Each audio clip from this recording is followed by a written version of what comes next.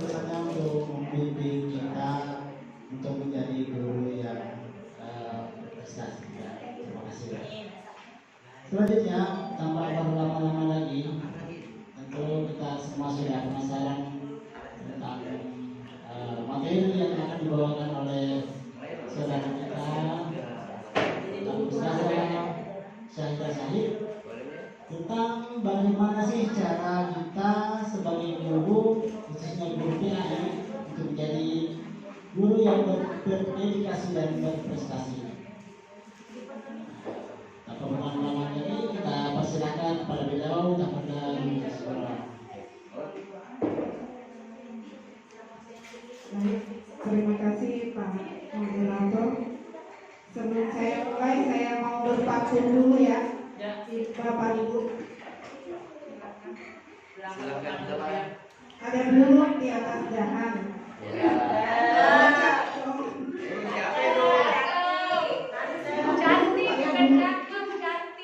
Dahannya ada di pohon beringin. Saya ucapkan salam pembuka kepada semua para hadirin. Assalamualaikum warahmatullahi wabarakatuh.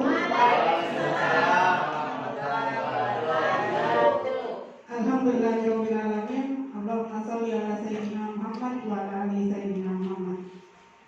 Puji syukur kehadirat Allah Subhanahu wa taala, salawat dan salam senantiasa kita kirimkan kepada Nabiullah Muhammad sallallahu alaihi wasallam.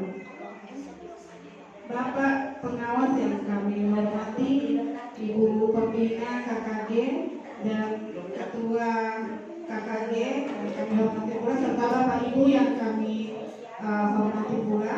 Sebelumnya saya mengucapkan terima kasih atas kepercayaan Bapak Ibu semua atas kesempatan yang diberikan kepada saya. Sebenarnya menurut saya yang lebih layak menyampaikan hal ini sebenarnya Ibu pembina kita, karena beliau yang lebih awal mendapatkan gelar berdedikasi. Tapi karena beliau ingin mengkader saya, maka kesempatan itu diberikan kepada saya. Sebelum kita membahas tentang bagaimana menjadi guru berprestasi dan berdedikasi, saya ingin kita sama-sama menonton ini dulu. Cuma 5 menit seperti itu. Tidak ada soundnya Pak ya? Ada sepertinya begitu kan? Ada sekali. Lightingnya luar biasa karena juga disiarkan secara langsung di YouTube channel Kementerian Agama RI. Ini adalah nama-nama guru yang mendapat waktu itu. Ini untuk guru berprestasi. Ini saya masih fokus sama HP.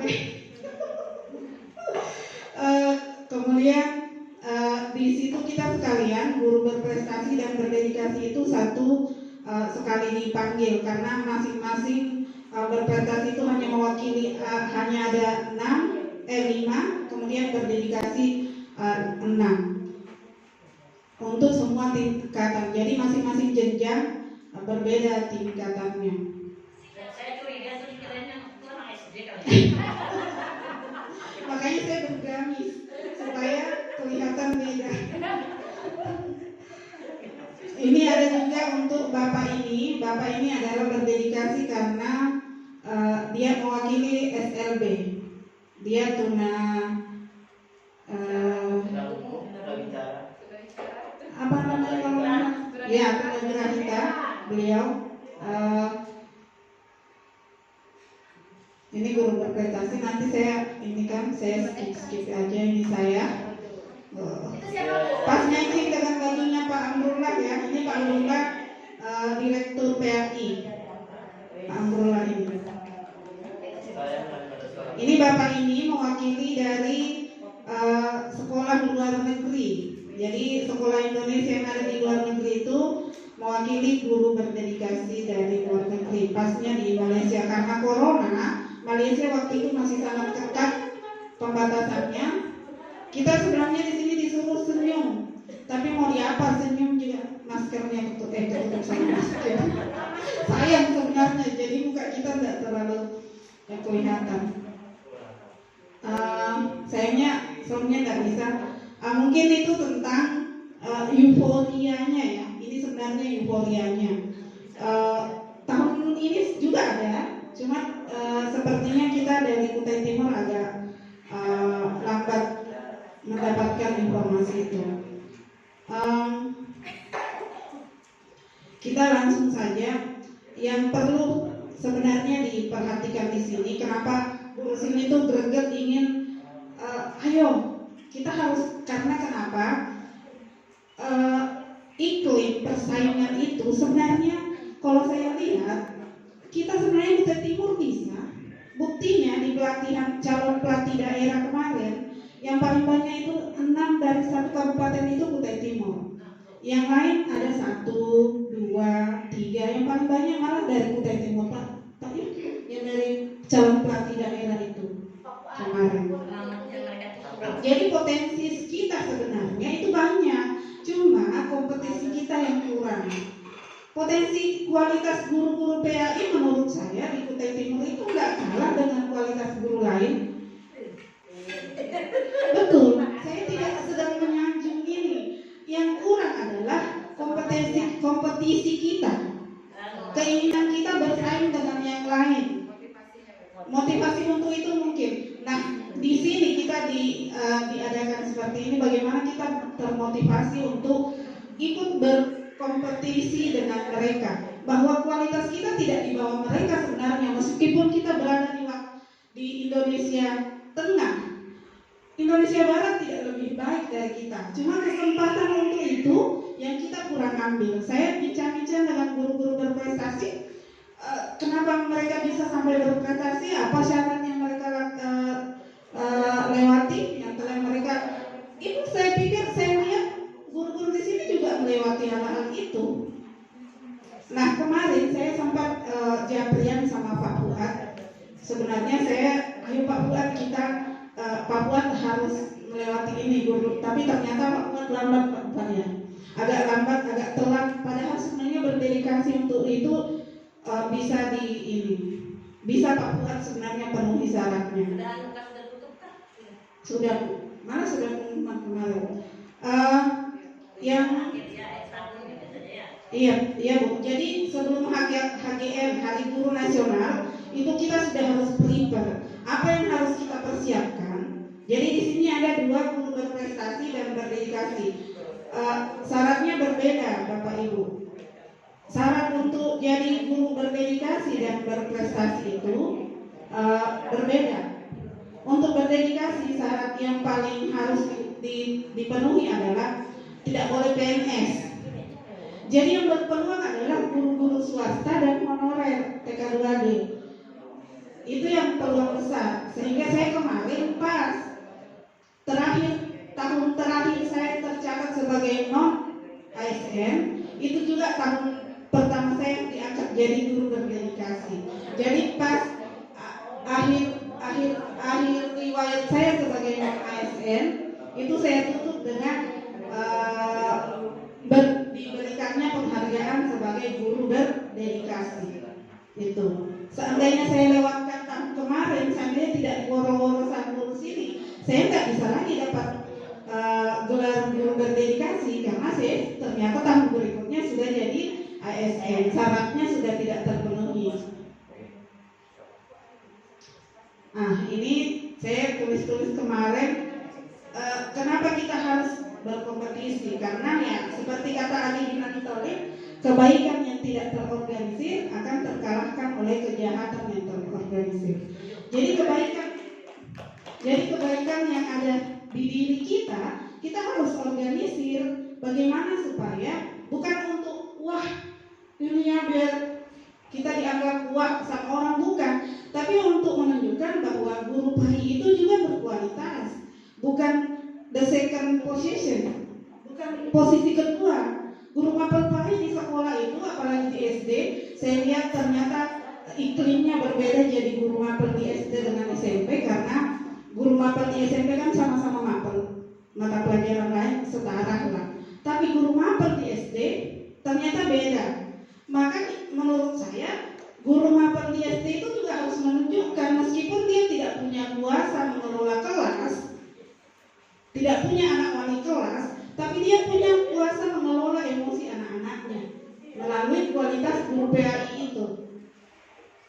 Misalnya saya baru 6 bulan, entahlah karena apakah anak-anak karena masih saya baru, saya masih dicinta atau seperti apa, saya mendapat respon. Ternyata anak-anak SD itu meskipun awalnya saya shock mengajar di SD, dari SMP ke SD saya shock, tapi ternyata mereka asik. Mereka asik diajak berbagi. SD 4, kelas 4, 5, 6 ya khususnya, karena saya masih baru belajar untuk menyesuaikan diri. Saya diberi sama Bu Serli, oke ambillah kelasku. Jadi menurut saya ya, guru PAI kalau memang kita punya keinginan untuk betul-betul mengabdikan diri untuk anak-anak, karena bagaimanapun kualitas guru, bagaimanapun sukses karirnya seorang guru, ya pasti ujung-ujungnya apa efeknya ke anaknya, ke siswanya. Kalau gurunya berprestasi di luar sana, tapi siswanya ternyata tidak terurus, kan ternyata kembali ke nol, tidak ada artinya prestasi guru itu kalau tidak punya efek ke siswa. Nah, saya di SD pengalaman baru 6 bulan ini, alhamdulillah saya merasa bahwa ternyata enjoy ngajar di SD. Ada beberapa hal yang saya abadikan dan saya upload di YouTube, di channel YouTube saya, bisa di subscribe kalau mau. Sudah 1000 subscribernya, sudah 1000 Pak, alhamdulillah kemarin. Jadi saya abadikan momen-momen yang menurut saya itu bagus untuk saya bagikan, karena kadang-kadang kebersamaan sama anak-anak itu terlalu cepat untuk kita lewatkan, sehingga menurut saya ini penting nih untuk saya bagi ke YouTube nih. Meskipun mungkin kualitas mengajar saya masih di bawah nol, di bawah sama senior-senior saya yang sudah bertahun-tahun mengajar di SD, tapi menurut saya hal-hal kecil seperti itu kalau kita bagikan mungkin bisa jadi inspirasi ke orang lain. Ini tentang diri saya, profil saya, yang sebenarnya saya bukan baru kali itu saya mendaftar sebagai guru berdedikasi. Guru sini sering woro-woro dan saya diam-diam mendaftar, ternyata tidak lulus karena saya belum memasukkan karya.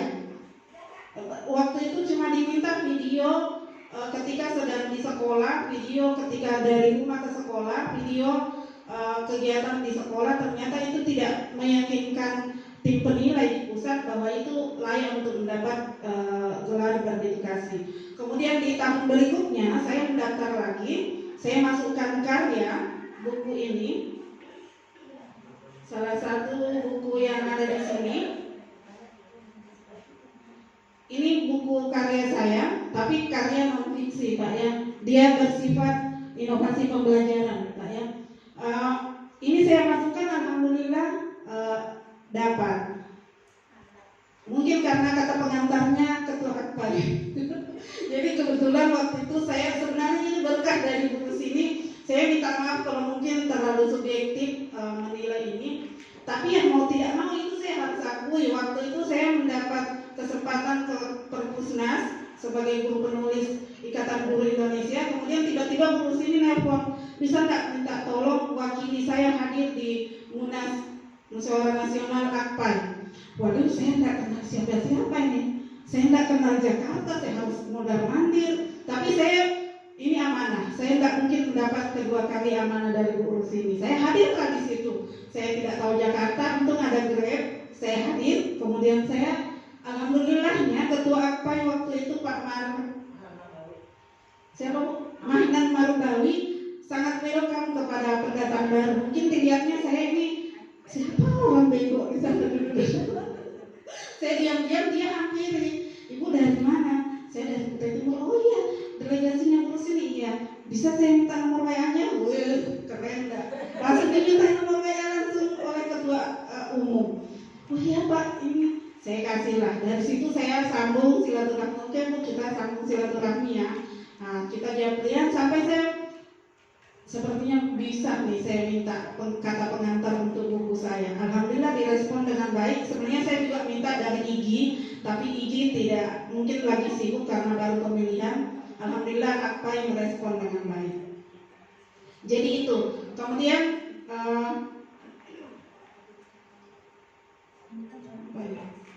ini ya tentang profil saya. Ini tidak terlalu penting. Nah, ini saya mau bilang guru berdedikasi dan guru berprestasi. Guru berdedikasi itu kalau menurut KBBI ya, Kamus Besar Bahasa Indonesia ya, mengabdikan diri kepada sekolah, ya. Jadi guru berdedikasi adalah guru yang seharusnya mendapatkan gaji sekian, tapi tidak dapat. Ya honorer, TK2D, guru yayasan kecil seperti yayasan saya kemarin. Saya alhamdulillah 16 tahun di sana, 17 tahun. Ya saya bukan apa-apa bahwa ya seperti itulah yayasan-yayasan kecil itu ya di bawah UMR. Tapi kita lillahi ta'ala, kita yakin bahwa Allah tidak tidur, bahwa gaji kita kecil tidak setara dengan tenaga yang kita keluarkan. Itu dibaca oleh Allah dan akan dijabah nantinya suatu saat doa-doa kita untuk bisa mendapatkan gaji yang layak. Saya alhamdulillah 17 tahun itu saya hanya berdoa, ya Allah semoga kelak nanti ada pemimpin yang memberikan keputusan bahwa di atas 35 tahun boleh jadi ASN. Itu aja doa saya, alhamdulillah dijabah.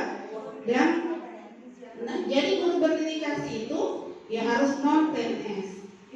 Kemudian kalau guru berprestasi ya ada karya yang pernah diikutkan. Nah ini yang lebih spesifiknya, pengawas PAI, guru dan pengawas PAI berprestasi, guru PAI, PNS dan non PNS. Jadi non PNS juga punya peluang di sini. Guru PAI memiliki akun siaga dengan status mengajar aktif. Jadi harus aktifkan dulu mengajarnya, mengisi jadwal mengajar di siaga. Jadi kalau dulu guru-guru kita tuh malas ngisi siaga, tidak boleh lagi, karena kesejahteraan guru juga didapatkan oleh di siaga.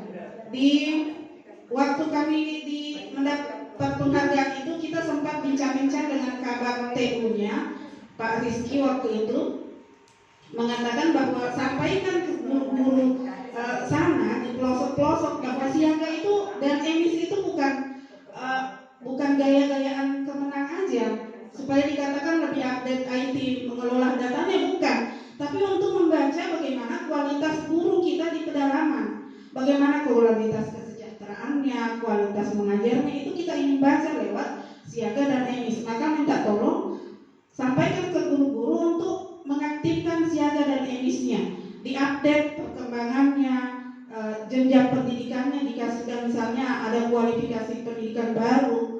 Itu yang ingin disampaikan beliau, supaya ketika ada bantuan kita bisa baca, oh makanya ada guru yang saya kok tidak dapat bantuan, tidak dapat subsidi, tidak dapat insentif. Itu karena mungkin siaga kita pernah tidak aktif, emis kita tidak terbaca oleh pusat bahwa ini aktif. Saya aktif terus kok, mungkin ada satu semester tidak aktif. Jadi kalau misalnya sudah 3 tahun berturut-turut tidak aktif, itu akan menjadi pertimbangan lagi. Diprioritaskan guru-guru yang terus aktif siaganya dari tahun ke tahun. Itu menurut Kabak TU-nya waktu itu. Kita sempat ngobrol-ngobrol lagi. Jadi kemudian diprioritaskan guru atau pengawas PAI yang memiliki minimal salah satu kategori berikut dalam 5 tahun. Ingat Bapak Ibu, ini cuma salah satu. Jadi bukan semua. Jadi 5 dari 5 ini, kesalahan kita waktu itu membaca adalah kita berpikir semuanya. Padahal salah satu aja. Ini memiliki minimal salah satu kategori berikut dalam 5 tahun terakhir. Jadi dalam 5 tahun terakhir, misalnya ini 2023, berarti 2018 minimal karya yang pernah kita buat itu bisa kita ikutkan. Misalnya partisipasi kegiatan seminar internasional dibuktikan dengan sertifikat dan makalah yang dipaparkan tentang pendidikan Islam. Ini mungkin agak repot kita yang di hilir ini. Kalau teman-teman yang di Jawa, di kota-kota besar, ini mungkin mudah mendapat karena perguruan tinggi sering mengadakan seminar internasional. Kita harus ke Jawa kalau untuk ini. Teman yang Dia sering ikut, saya pun sering ke Jakarta untuk ikut seminar internasional, meskipun yang mungkin agak kurang paham isinya, tapi mereka datang. Yang dijauhkan dari Jakarta ke ini kan biasanya terus informasi lancar ke mereka. Oh iya kamu iya. Kemudian menjadi juara 5 besar internasional. Mungkin ini agak berat. Menjadi juara 1 nasional dibuktikan dengan sertifikat. Juara 1 nasional apapun menurut yang sesuai dengan bidang kita. Misalnya kita juara 1 tilawah Bu Rosli. Itu sebenarnya bisa. Karena itu berkaitan dengan tupoksi kita sebagai guru agama. Kemudian memiliki karya pembelajaran inovatif dibuktikan dengan sertifikat hak cipta. Nah ini Pak pengawas kemarin, karya inovatif itu kan ada beberapa jenis Pak ya. Salah satunya adalah kalau yang berkaitan dengan yang saya geluti adalah fiksi tentang materi ajar kita, membuat karya fiksi tentang materi ajar kita. Banyak karya inovasi lain yang sudah tapi harus dipatenkan dengan didaftarkan sebagai hak cipta kita, misalnya jurnal pembelajaran. Paling mudah untuk mendapatkan hak cipta sekarang adalah menerbitkan di penerbit buku, dan itu mudah, tidak seperti dulu bahwa ada penerbit mayor. Kita harus naskah kita ditolak. Sekarang tidak ada penerbit yang mau menolak naskah kecuali jika isinya tentang sara. Karena juga penerbit tidak lagi menanggung bertanggung jawab terhadap apa isi naskah itu. Sudah ada disclaimer-nya di situ bahwa penerbit tidak bertanggung jawab terhadap isi naskah yang disetor oleh penulis. Makanya menurut saya ini sebenarnya sangat gampang untuk didapatkan ini. Tinggal kita buat karya inovasi, kemudian kita patenkan lewat penerbit, sudah jadi kumpulan gambar-gambar atau kegiatan-kegiatan kita kirim ke penerbit yang meskipun memang harus keluarkan modal. Karena penerbit indie atau penerbit self publishing, penerbit pribadi itu dibayar. Buku-buku saya yang terbit itu saya bayar, bukan meskipun nantinya setelah ada yang beli saya dibayar, saya tetap dapat royalti, tapi untuk menerbitkannya saya bayar. Satu buku itu sekali terbit itu dengan 10 dapat bonus 10 atau 25 buku itu dulu 1.500.000 saya bayarnya. Itu sudah tidak ada lagi, kita tahu, tinggal kirim naskah, mereka yang desain, mereka yang semua kerjakan. Jadi menurut saya guru baik berprestasi ini sangat mudah lah untuk kita dapatkan. Sangat mudah Bapak Ibu, apalagi yang sudah banyak karya kayak seperti bonus ini, kalau mau daftar bisa dapat lagi beliau, karena beliau sudah punya banyak karya inovasi menurut saya, terutama berkaitan dengan pembelajaran Al-Quran. Kemudian guru PAI berdedikasi, teman-teman yang tapi sepertinya akan sudah sangat berkurang yang jadi honorer ya, karena sebentar lagi P3K. Non PNS ini guru swasta lagi yang punya banyak peluang. Guru memiliki akun siaga sangat diprioritaskan guru PAI non PNS yang memiliki kategori di bawah ini. Guru PAI di wilayah 3T, terdepan, terluar, tertinggal, dan perbatasan. Ini yang dulu sebenarnya saya dulu menjadi agak mundur membaca syarat pertama ini. Karena saya pikir Sanata Utara itu tidak 3T. Tidak 3T. Tapi terus dimotivasi, kemudian oke lah. Nanti saya cerita lagi, ternyata 3T itu menurut orang-orang di atas seperti apa. Kemudian menjadi panitia kegiatan KKG, FKG atau MGMP. Nah ini, menjadi panitia ini harus dibuktikan dengan SK pada 5 tahun terakhir. Misalnya, jadi bagaimana masa kita sampai bikin 25 kegiatan dalam 5 tahun? Tidak harus. Kegiatan seperti ini, KKG per bulan itu kalau dibuatkan SK dapat poin. Makanya saya bilang setiap kegiatan kita dibuatkan kepanitiaan. Misalnya ini kan panitianya dari 07 dibuatkan Pak. Jadi ketua panitianya siapa, sekretarisnya siapa, bendaharanya siapa, 3 itu kemudian job description-nya siapa, tim kerjanya siapa di bawah. Boleh semua guru dimasukkan lagi sebagai tim kerja, nggak usah dipilah ini bagian, biar nggak repot mikirnya, nggak usah dipilah ini humas ini apa, langsung aja tim kerja, tim teamwork. Tulis saja semua namanya guru di situ supaya semua dapat peluang untuk mendapatkan SK kepanitiaan. Tinggal yang berganti-ganti adalah ketua panitia, sekretaris, dan bendahara. Siapa tuan rumahnya itu. Kemudian daftar hadir kegiatan. Kita lumayan kalau sudah 2 tahun aktif KKG sudah dapat 24 SK. Belum kegiatan workshop-workshopnya. Saya melakukan ini di MGMP. Kebetulan saya sekretarisnya, jadi saya bikin semua. Saya bikin. Iya, sekretaris KKG PR-nya yang harus sebenarnya. Iya, betul. Tinggal ketua panitia dan sekretaris dan bendaharanya aja yang diubah. Siapa yang tuan rumah? Iyalah yang ketua panitianya. Iya. Siapa yang tuan rumah? Misalnya bulan ini tuan rumahnya 07 ya, ketua panitianya misalnya Pak Fuad, bendaharanya Bu Rohma, sekretarisnya Bu Rosli, seperti itu. Nanti tinggal dibawa tim kerja, semua nama dimasukkan. Pesertanya ya kita juga nggak apa-apa. Saya kemarin seperti itu. Saya masukkan pengawas penanggung jawab atau kadang ketua KKG atau ketua MGMP Pak Herlin saya jadikan sebagai tim pengarah, panitia tim pengarah gitu. Yang jelas akhirnya kami dapat 25 SK. Bukan kegiatan besar, cuma kegiatan ini, tapi ini kan butuh biaya operasional. Dan kalau dibuatkan SK jadi punya nilai. Cuma ya itu harus bikin SK. Kemudian memiliki masa pengabdi minimal selama 15 tahun dibuktikan dengan SK. Jadi SK pertama dan SK terakhir kita masukkan selama sebagai guru berdedikasi. Bayangkan, karena kan tidak banyak mungkin ya yang jadi guru honorer selama 15 tahun kalau Kutai Timur. Kalau di Jawa sana banyak. Kalau Kutai Timur ya. Kemudian menulis narasi sesuai format. Ini kalau untuk buku kayak ini belum ada di sini, ada syarat lainnya di sini. Ini narasi ini sepertinya tahun berapa ya? Tapi karena setiap tahun beda, setiap tahun berbeda syaratnya. Mungkin mengikuti perkembangan zaman bagaimana, sehingga ya setiap tahun syaratnya berbeda, semakin agak berat sih.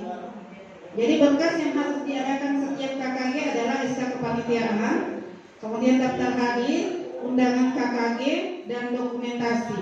Keempat ini harus ada setiap kita melakukan KKG, dan memang juga dibutuhkan oleh SPJ di sekolah kita masing-masing.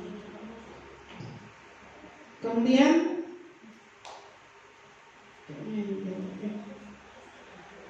itu aja mungkin Bapak Ibu yang ingin kami sampaikan tentang hal ini. Jadi implikasi terhadap setelah saya mendapat award berdedikasi, apa implikasinya ke sekolah, ke pribadi, kemudian ke siswa. Implikasi positifnya adalah pertama materi. Sesuatu yang kita tidak sangka-sangka ternyata setelah mendapat ini anugerahnya luar biasa. Materi yang kita dapat dari sana alhamdulillah banyak, 3 kali lipat dari guru sini kayaknya waktu itu. Dan alhamdulillah ya itu sudah banyak dibanding dengan royalti yang saya dapatkan dari guru saya, tidak ada nilainya royalti itu dibanding dengan hadiah dari guru berdedikasi itu. Luar biasa, sampai saya bisa sebenarnya saya punya rencana membeli laptop yang seperti yang saya pikirkan, yang bisa dilepas ya. iya seperti itu, yang inilah yang terbaru dan terbagus. Tapi karena suami dapat musibah, akhirnya saya menjadi tulang punggung dan alhamdulillahnya tidak harus saja bahwa berdedikasi itu ternyata juga di hadiah berdedikasi itu ternyata digunakan dedikasi untuk keluarga. Alhamdulillahnya, kalau tidak ada itu mungkin utang saya menumpuk sampai saat ini karena suami saya 6 bulan di rumah setelah kecelakaan itu. Jadi selalu ada hikmah lah, selalu ada hal-hal yang mungkin kita tidak sangka-sangka ternyata Allah berikan itu. Jadi menurut saya Bapak Ibu, kita saling memotivasi diri. Kalau ada misalnya senior yang memotivasi kita, ayo kita tanggapi. Karena menurut saya seandainya waktu itu saya tidak menghiraukan guru sini, ya mungkin saya masih di sana. Saya cuma tidak enak aja sama guru sini waktu itu. Aduh, tidak enak senior. Mungkin dia lihat ada sesuatu di diri saya sehingga didorong terus. Alhamdulillah saya respon, dan malam terakhir penyetoran itu malam-malam tergenting. Saya diteleponi terus beliau, mana sudah berkasmu ini, sudah jam 11. Ini bolehlah juga, mana berkasnya? Aduh Bu, saya kayaknya sudah nyerah deh. Saya tidak bisa PDF kan, tidak tahu kan. Biasanya lancar otaknya mem-PDF kan semua, tiba-tiba hang. Kok di mana ya, bagaimana caranya? Jadi saya bilang, bolehlah Bu, ini saya kirim satu-satu. Saya disuruh gabungkan semua file itu jadi satu PDF, dan saya hang waktu itu malam jam 11 kalau nggak salah. Saya kasih tahu, bolehlah Bu, ini saya kirim satu-satu PDF-nya, terserah kalau diterima enggak. Alhamdulillah kalau diterima, alhamdulillah, enggak diterima enggak apa-apa karena saya sudah hang. Orang provinsi juga nelpon terus Bu, siapa itu Bu Jainah ya, Wajib Jainah. Tapi alhamdulillah ya setelah disetor lega, berharap untuk lulus juga enggak terlalu besar. Guru sini bilang minimal kamu jadi finalis lah. Kalau enggak bisa jadi juara satu, minimal finalis dipanggil ke Jakarta. Oh ya, alhamdulillah, mudah-mudahan. Tapi alhamdulillahnya ternyata lebih dari itu. Responnya ternyata lebih dari itu. Jadi sekecil apapun usaha kita, prasangka baik kita, alhamdulillah ya bisa berdampak positif. Apa dampak positifnya ke keluarga tadi ya, materi. Kemudian dampak positifnya ke karir saya, alhamdulillah ya. Setelah itu kita jadi keterima P3 kan mungkin karena otaknya sudah lancar menjawab apa-apa sehingga otaknya lancar menjawab soal. Saya lancar, hampir soalnya saya jawab dapat 300 ya. Passing grade saya 300. Jadi meskipun tidak sertifikasi sebenarnya sudah passing grade. Kemudian setelah itu ya karir semakin cemerlang. Setelah mendapat anugerah ini, teman-teman mempercayakan untuk berbicara di mana-mana. Alhamdulillah, tidak di mana-mana sih, tapi alhamdulillah teman-teman mempercayakan di STAIS kemarin, kemudian di DDI juga, di beberapa tempat kelompok di pesantren. Mereka mempercayakan untuk kita berbagi apa yang kita miliki. Mungkin sebelum itu ya, seandainya tidak itu ya mungkin kita masih belum bisa dipercayakan, tapi karena pemerintah mempercayakan dari pusat. Dan oh ya, bocoran juga, saya juga pernah mendaftar di Kutai Timur sebagai guru berdedikasi di tingkat Kutai Timur, tapi tidak lolos juga, justru lolosnya di pusat. Nah kemarin saya dapat, itu saya tidak sangka-sangka tahun ini ditelepon, ayo kamu kemarin juara apa berdedikasi Pak, ayo sini setor itu. Ternyata baru direspon, ditindaklanjuti oleh Kutai Timur. Maksud saya kan pernah mendaftar, tidak didapat. Waktu itu Bapak tolak. Tapi justru karena dipercaya oleh pusat, akhirnya daerah mengikut, gitu loh. Karena sudah dipercaya di pusat. Iya betul. Jadi ternyata kita dari langit Pak ya. Kita main dari di atas dulu, baru di bawah amin ya. Oh ya, seperti itu. Dan di IG juga seperti itu, kita dipanggil di pusat untuk berbagi, kemudian di daerah kita diberi penghargaan oleh waktu itu rumah kepala dinasnya. Jadi seperti itu sebenarnya, kita tidak harus dari tangga bawah dulu kemudian ke atas, bisa dari atas dulu baru ke bawah. Makanya saya senyum-senyum aja waktu dipanggil. Oh iya, alhamdulillah dapat lagi ceperan di akhir tahun ya. dan itu ada duitnya lagi Pak. Karena ya bagaimanapun ya guru PAI meskipun kita ikhlas beramal, kita tidak bisa memungkiri kita butuh biaya operasional untuk berbuat baik, mentraktir teman-teman mungkin ya kan.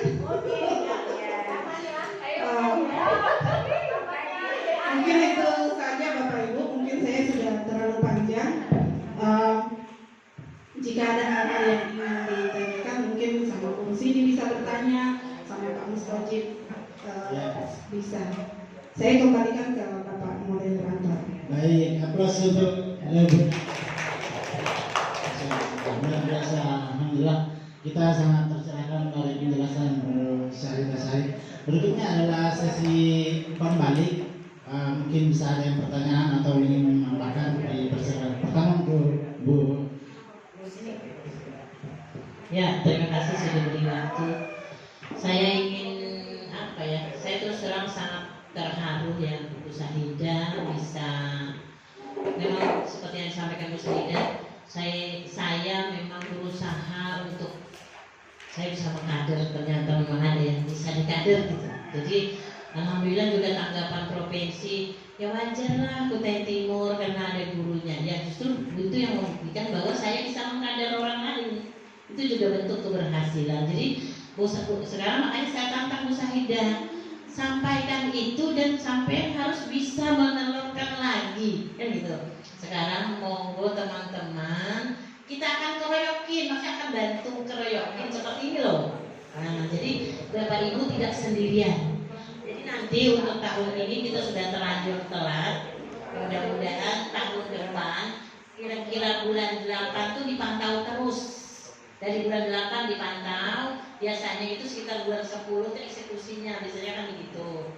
Jadi nanti jangan terang lagi, mudah-mudahan. Dan seperti yang disampaikan oleh Bu Syahidah tadi, memang benar Bu. Sebenarnya orang pusat tuh gak hebat-hebat amat. Daerah-daerah luar tuh juga gak hebat-hebat amat. Yang penting kita punya semangat, mau nggak berkompetensi, itu aja berkompetensi, bukan berkompetensi. Kompetensi kita bagus, cuma kita kurang mau dan tidak percaya diri menganggap kita nih, saya ini tidak ada apa-apa. Padahal saya itu merasakan sendiri, alhamdulillah saya kan berteman dengan orang-orang pusat, justru mereka itu terkagum-kagum dengan kita. Hebat dia Kutai Timur, apalagi kalau kita sok kepedean gitu ya. Saya itu kan kalau di pusat itu sok paling pede gitu ya. Saya nggak peduli, saya ngomong aja kalau nggak. Alhamdulillah Bu Syahidah katanya jiwa saya itu ada di Bu Syahidah juga ya.